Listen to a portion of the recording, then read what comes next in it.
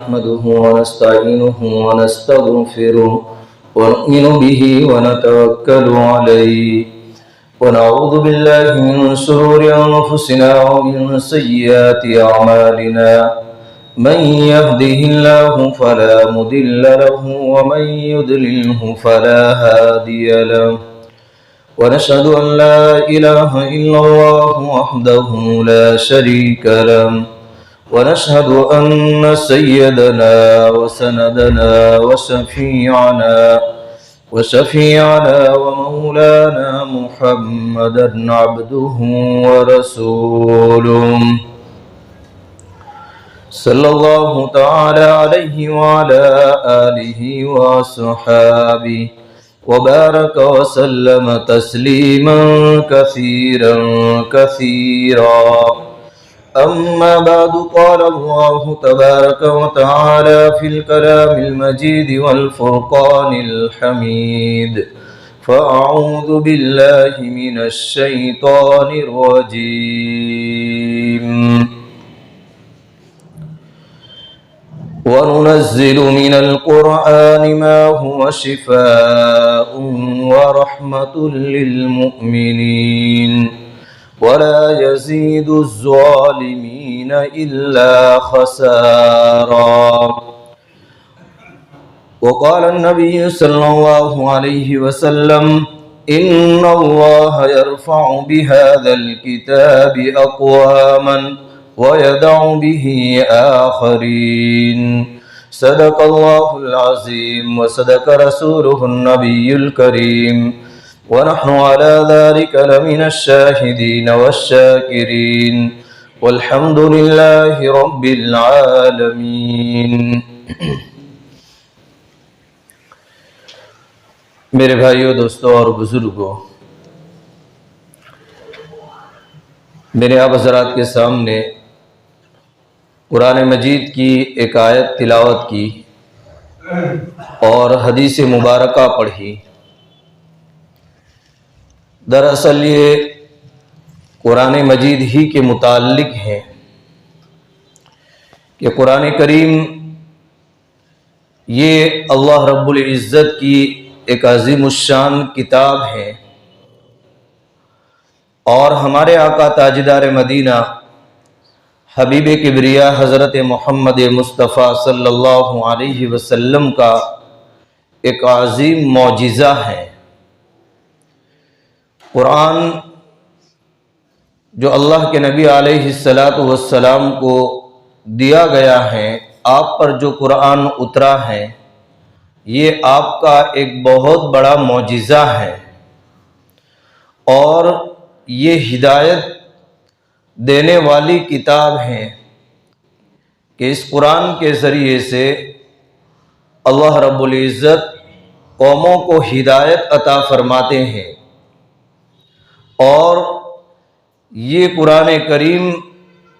فتنوں سے نجات کا ذریعہ ہے. پیارے آقا صلی اللہ علیہ وسلم نے آج سے 1450 سال پہلے فرمایا تھا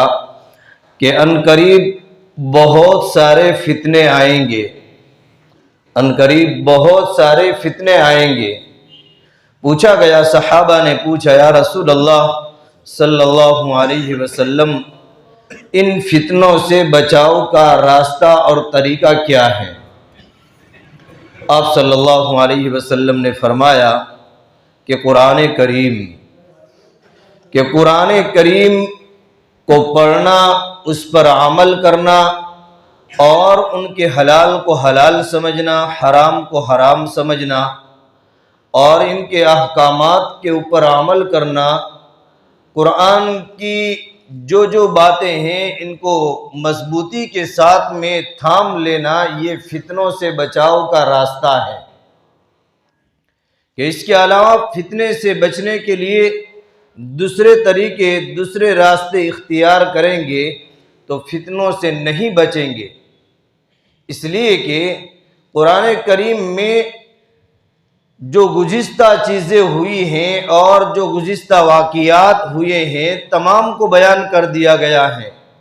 اور جو ہو رہا ہے اس کو بھی بیان کر دیا اور آئندہ چل کر کے جو جو چیزیں پیش آنے والی ہیں اس میں ہمیں کیا راستہ اختیار کرنا اور کس طریقے سے اپنے آپ کو ہدایت پر باقی رکھنا اور نجات حاصل کرنا اور فتنوں سے اپنے آپ کو بچانا، یہ بھی سارا کے سارا قرآن کریم میں بیان کر دیا گیا ہے۔ بزرگوں، لیکن آج جتنی غفلت قرآن کریم سے ہو رہی ہے، اس کے پڑھنے سے اور اس کے حق کو ادا کرنے سے جتنی غفلت ہو رہی ہے اتنی کسی اور چیز میں غفلت نہیں ہو رہی ہے۔ ایک زمانہ تھا کہ گھر گھر سے قرآن کریم کی آواز آیا کرتی تھی، تہجد کے وقت کے اندر آوازیں آیا کرتی تھی۔ جو ہمارے اگلوں نے اس طریقے سے عمل کیا ہے اور بڑی عمر والوں نے یہ منظر دیکھا ہے اور اس کو سنا بھی ہے کہ گھر گھر سے جیسے مکھی کی بھنبھناہٹ ہوتی ہے، اس کی جو آواز ہوتی ہے، اس طریقے سے گھروں میں سے قرآن کریم کی تلاوت کی آواز آیا کرتی تھی۔ لیکن آج گھر قرآن کریم کی تلاوت نہ ہونے کی وجہ سے ویران ہوتے جا رہے ہیں، گھر ویران ہوتے جا رہے ہیں، اور جس گھر میں قرآن کی تلاوت نہیں ہوتی ہے وہ گھر بمنزلہ ویران کے ہیں کہ ویران گھر کے مانند ہیں۔ اس گھر میں ملائکہ فرشتے نازل نہیں ہوتے ہیں اور اس گھر میں اللہ کی رحمتیں نہیں اترتی ہیں اور اس گھر کے اندر اللہ کی طرف سے برکتوں کا نزول نہیں ہوتا ہے، کہ قرآن کریم کا حق جو ادا کرنا چاہیے وہ حق ادا نہیں ہو رہا ہے۔ مہینہ مہینہ نہیں بلکہ سال پورا گزر جاتا ہے، پورا سال گزر جاتا ہے، قرآن پڑھے ہوئے ہیں، قرآن سیکھے ہوئے ہیں، لیکن قرآن کریم کی تلاوت کے لیے وقت نہیں ہے۔ ہر چیز کے لیے وقت ہے، گھنٹوں موبائل کے اندر مشغول ہو کر کے موبائل کے اندر وقت دینے کے لیے قربانی دے رہا ہے، لیکن یہ دل میں خیال نہیں آتا ہے کہ جو کلام اللہ کا کلام ہے، جو نبی علیہ السلام کے اوپر نازل ہوا ہے 23 سال کے زمانے کے اندر، اور مسلسل وحی کے ذریعے سے قرآن کریم اترا ہے، اس قرآن کریم کو میں پڑھ کر کے اس کا حق ادا کروں، اس کی تلاوت کر کے میں اس کا حق ادا کروں اور قرآن کی باتوں کے اوپر میں عمل کروں۔ بزرگوں، غفلت ہو رہی ہے، مسجدوں میں بھی چند لوگ قرآن پڑھتے ہیں، باقی بہت سارا ہمارا مجمع قرآن ہاتھ میں لینے کا موقع نہیں ملتا ہے، یا تو قرآن خوانی ہے، یاسین شریف کا ختم ہے، یا مکان کا ادگھاٹن ہے، یا دکان کا ادگھاٹن ہے، یا کوئی کاروبار شروع کرنا ہے تو اس وقت قرآن کریم یاد آتا ہے، ورنہ بھول سے بھی قرآن کریم کی تلاوت یاد نہیں آتی ہے، یا صرف رمضان المبارک کے لیے خاص کر دیا اور سال میں ایک مرتبہ دور کر لیا اور سمجھ لیا کہ ہم نے پورے قرآن کا حق ادا کر دیا۔ بزرگوں، یہ قرآن کا حق نہیں ہے۔ آج باطل طاقتوں کی نظر قرآن پر ہے۔ آج دنیا میں کیا ہو رہا ہے ہم دیکھ رہے ہیں، ہم سن رہے ہیں، کبھی اس ملک میں، کبھی اس ملک میں، کبھی سویڈن کے اندر تو کبھی یورپ کے کسی اور ملک کے اندر قرآن کریم کے نسخے جلائے جا رہے ہیں، قرآن کو جلایا جا رہا ہے، قرآن کی بے حرمتی کی جا رہی ہے، حالانکہ قرآن تو ختم ہونے والا نہیں ہے۔ چاہے ساری دنیا کے نعوذ باللہ قرآن کو جلا دیا جائے، پھر بھی آج دنیا میں کروڑوں لاکھوں لوگ ایسے ہیں، حفاظ کرام ایسے ہیں جن کے سینوں کے اندر قرآن محفوظ ہیں، وہ قرآن ختم نہیں ہو سکتا ہے، لیکن باطل کو معلوم ہے کہ قرآن ایک بہت بڑی طاقت ہے، قرآن ایک بہت بڑی طاقت ہے، اور یہی قرآن کی وجہ سے اسلام ترقی کر رہا ہے، یہی قرآن کی وجہ سے لوگ توبہ کر رہے ہیں، یہی قرآن کی وجہ سے ان لوگوں کو عزتیں مل رہی ہیں، یہی قرآن کی وجہ سے یہ لوگ دنیا کے اعتبار سے اپنے آپ کو آگے بڑھا رہے ہیں۔ اس لیے نعوذ باللہ بار بار کبھی کبھی کسی اور ممالک کے اندر، کبھی اور ملکوں کے اندر قرآن کریم کے نسخوں کو، قرآن کریم کو جلایا جا رہا ہے اور بے حرمتی کی جا رہی ہے، تاکہ ان لوگوں کے دلوں کے اندر یعنی اس کی محبت ختم ہو جائے، محبت ختم ہو جائے۔ لیکن بزرگوں، اس کی محبت ختم ہونے والی نہیں ہے، قرآن مٹنے والا نہیں ہے، ایک حرف بھی آگے پیچھے ہونے والا نہیں ہے، ایک نقطہ بھی آگے پیچھے ہونے والا نہیں ہے۔ آیات تو دور کنار، سورت تو در کنار، بلکہ قرآن تو در کنار، ایک نقطے کے اندر بھی رد و بدل نہیں ہو سکتا ہے۔ اللہ نے قرآن کریم کی حفاظت کا وعدہ کر رکھا ہے، اللہ ہی نے اتارا ہے اور اللہ ہی اس قرآن کی حفاظت کریں گے۔ اِنَّا نَحْنُ نَزَّلْنَا الذِّكْرَ وَإِنَّا لَهُ لَحَافِظُونَ، کہ ہم ہی نے قرآن کو اتارا ہے اور ہم ہی اس قرآن کی حفاظت کریں گے۔ بزرگوں، قرآن کریم کا حق ادا کرے اور قرآن کریم کے لیے وقت نکالے، روزانہ کم از کم 10 آیت کی تلاوت کرے، روزانہ کم از کم 100 آیت کی تلاوت کرے۔ حدیث پاک میں آتا ہے جو آدمی روزانہ 10 آیت کے بقدر قرآن کو پڑھتا ہے وہ اس دن غافلین میں سے لکھا نہیں جاتا ہے، غفلت والوں میں سے لکھا نہیں جاتا ہے۔ اور جو آدمی 100 آیت کے بقدر قرآن کریم کو روزانہ پڑھے وہ قانتین کے اندر اس دن کے اندر لکھا جاتا ہے، یعنی کہ فرما بردار لوگوں کے اندر لکھا جاتا ہے۔ اور یہ چیزیں ایسی ہیں بزرگوں، قرآن جتنا ہم پڑھتے ہیں اتنا ہی زیادہ قرآن پڑھنے میں مزہ آتا ہے، قرآن پڑھنے میں مزہ آتا ہے۔ دنیا کی اور کتابوں کے اندر وہ مزہ، وہ لطف نہیں ہے جو قرآن میں لطف اور مزہ اللہ نے رکھا ہے۔ اور اللہ نے یہ قرآن ایسا اتارا ہے کہ یاد کرنے والوں کے لیے بھی آسان کر دیا۔ وَلَقَدْ يَسَّرْنَا الْقُرْآنَ لِلذِّكْرِ فَهَلْ مِن مُدَّكِرٍ، کہ اگر کوئی یاد کرنا چاہے تو اس کے لیے آسان ہے، کوئی مشکل نہیں ہے۔ قرآن کو یاد کرنا چاہے تو اس کے لیے کوئی مشکل نہیں ہے، بہت آسان ہے۔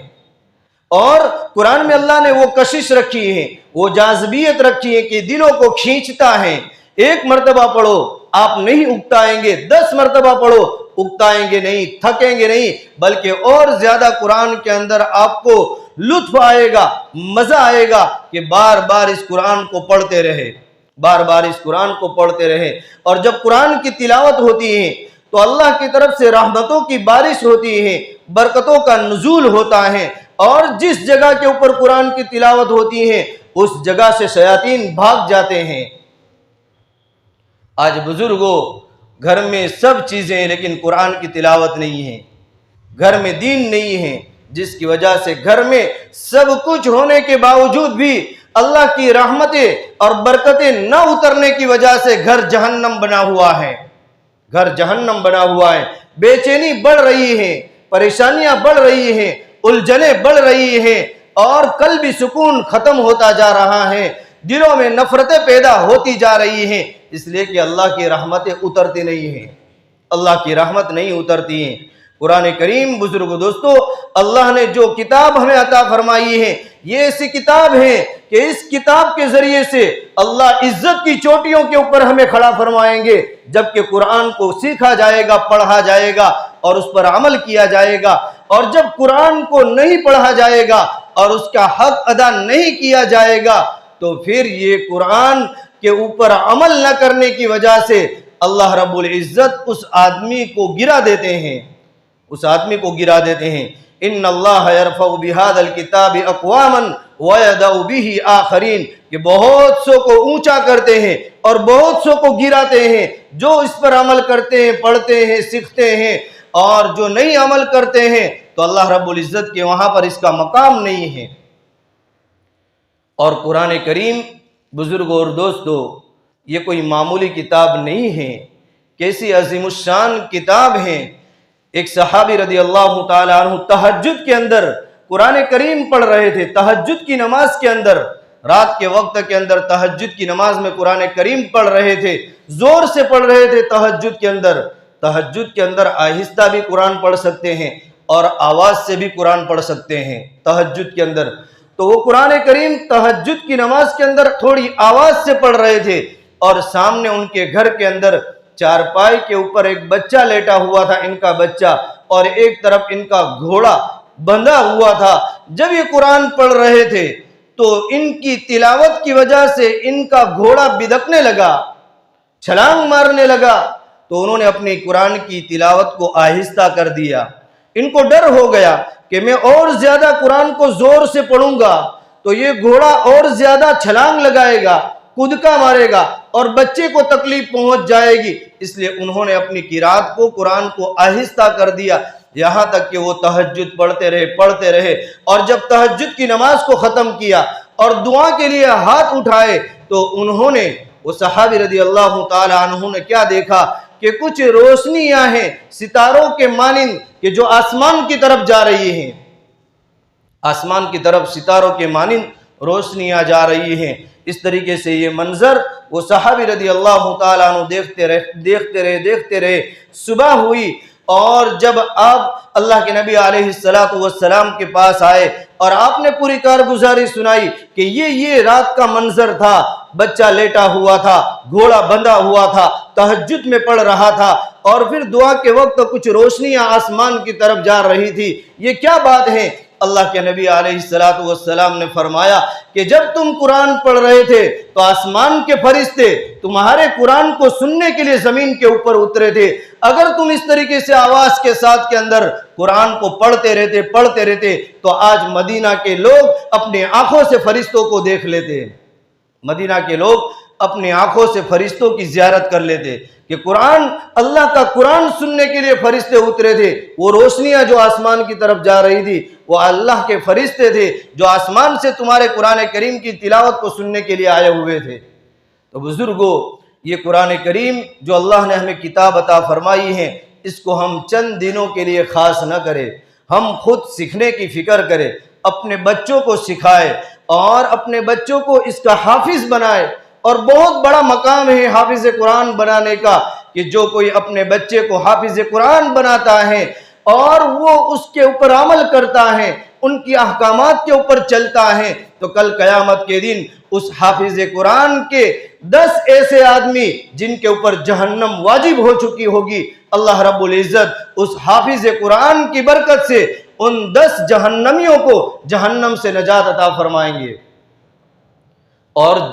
اگر حافظ قرآن نہیں، صرف اپنے بچے کو قرآن پڑھاتے ہیں، اپنے بچے کو قرآن پڑھاتے ہیں اور اس پر عمل کرتے ہیں، تو کل قیامت کے دن اس بچے کے ماں باپ کو ایسا تاج پہنایا جائے گا جس کی روشنی آفتاب اور سورج کی روشنی سے بھی کہیں زیادہ ہوگی، جس کی روشنی آفتاب اور سورج کی روشنی سے بھی کہیں زیادہ ہوگی۔ کہ پڑھنے والے کے ماں باپ کو جب یہ مقام دیا جائے گا تو پھر پڑھنے والے کو کیا مقام دیا جائے گا کہ جو خود قرآن پڑھتا ہے، جو خود اس پر عمل کرتا ہے۔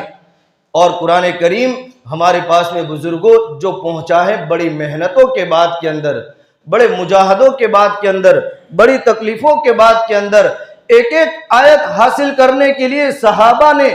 محنتیں کی ہیں اور اس کے لیے مجاہدہ برداشت کیا ہے۔ ہمارے پاس میں ایک مزین شکل کے اندر قرآن کریم ہمارے پاس میں پہنچ چکا ہے، اس لیے ہمیں اس کی قدر و قیمت نہیں ہے۔ لیکن اللہ کے نبی علیہ السلام کے زمانے میں ایک ایک آیت کو کس طریقے سے جمع کیا ہے کہ لکھنے کے لیے کاغذ بھی نہیں تھا، قرآن کو لکھنے کے لیے کاغذ بھی نہیں تھا، درختوں کے اوپر اور اسی طریقے سے چمڑوں کے اوپر الگ الگ پتھروں کے اندر قرآن کو لکھ کر کے جمع کیا ہے۔ اور صحابہ نے بھی ایک ایک آیت کو حاصل کرنے کے لیے محنتیں کی ہیں، لمبا اس کے لیے مجاہدہ کیا ہے، سفر کیا ہے۔ ایک صحابی رضی اللہ تعالیٰ عنہ چھوٹے بچے ہیں، اللہ کے نبی علیہ السلام کے زمانے کے اندر ہیں، لیکن مدینہ سے دور رہ رہے تھے اور ان کے دل میں طلب تھی قرآن کو حاصل کرنے کی، لیکن مدینہ جانا دور ہونے کی وجہ سے ان کے لیے مشکل تھا اور ان کے لیے حرج تھا، اس لیے مدینہ نہیں جا سکتے تھے۔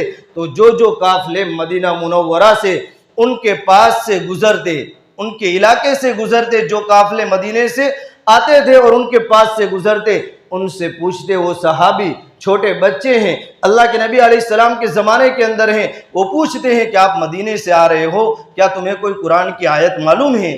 اگر معلوم ہوتی تو کسی سے ایک آیت حاصل کرتے، کسی سے 2 آیت حاصل کرتے۔ اس طریقے سے انہوں نے کتنی آیتوں کا ذخیرہ اپنے پاس میں جمع کیا۔ اللہ تعالی ہم سب کو قرآن کی باتوں کے اوپر عمل کی توفیق عطا فرمائے۔